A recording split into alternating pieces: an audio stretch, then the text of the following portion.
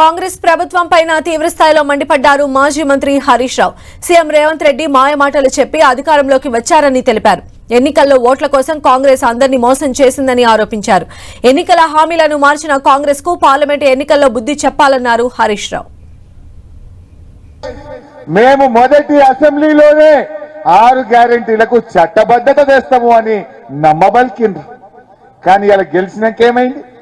100 రోజుల్లో 6 గ్యారెంటీలు అమలు చేస్తామన్నారు. చేసిండ్రా? రైతులకు మోసం, మహిళలకు మోసం, పేదలకు మోసం, నిరుద్యోగ యువతకు మోసం, విద్యార్థులకు మోసం, అందరికీ మోసమే చేసిండ్రు. ఎవరిని ఉద్ధరించిండ్రు మీరు? జనం దృష్టి మరల్చాలని ఇవాళ రకరకాల ప్రయత్నాలు, లీకు వార్తలు, ఫేక్ న్యూస్, లీకులు ఫేకులు తప్ప మీ కాంగ్రెస్ 100 రోజుల పాలనలో ఏం చేసింది అని నేను అడుగుతా ఉన్నా. రేవంత్ రెడ్డి అంటున్నాడు, నా 100 రోజుల పాలన చూసి ఓటేయండి అంటుండు. ఏం చేసినావు నాయనను?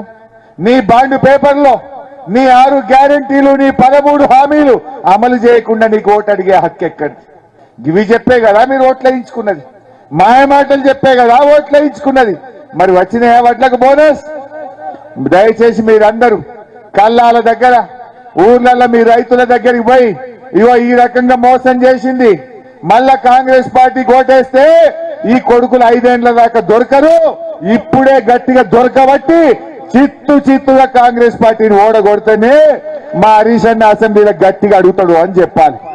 కొడుకులు బాండ్ పేపర్లమే రాసిచ్చిర్రు, నోట్ డాక్యుమెంట్లు ఇచ్చిర్రు, కాళ్ళల్లో మొక్కిర్రు, ఇది ఏఐసిసి మాట అన్నారు. గెలువంగానే ఆయనతో తెప్ప తగిలేసిండ్రు. వీళ్ళకి బుద్ధి చెప్పద్దా మనం? మరొక రైతుల్ని మోసం చేసిండ్రా? పేదలను కూడా మోసం చేసిండ్రు. వాళ్ళకు 4000 ఇస్తారని మోసం చేసిండు, మహిళలకు 2500 అన్నాడు, పెళ్లికి తులం బంగారం అని సెంటిమెంట్ చెప్పి ఓట్లు వేయించుకొని మోసం చేయలేదా?